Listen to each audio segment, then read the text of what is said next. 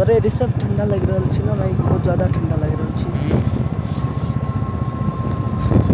ऊपर में देखा हम सब 12,000 फीट ऊपर छी यार, अखनो मतलब 1,000 फीट नीचा एलिए और साँझ के 7 बाजि रहल छै और पता है एक भी गाड़ी नहीं जा रहल छै, ना आगा ना पीछा।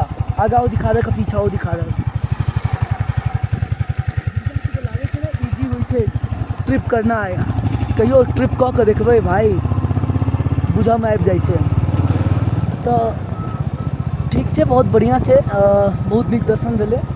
हालांकि डर वर किछु नहीं होइए, बस ये छै जेना कि ठंडा लागि रहल छै, जेना कि टाइम पर सही से नहीं पहुँचबै ओतऽ तो फिर हमरा सबके रूम ला दिक्कत नहीं भऽ जाए, या मान लिअ अगर 9-10 बजे में पहुँच रहल छियै तो फेरो रात में आराम कखन करबै, ई सब चीज छै। देखियो पूरा एकदम धुनी रमेने छथिन।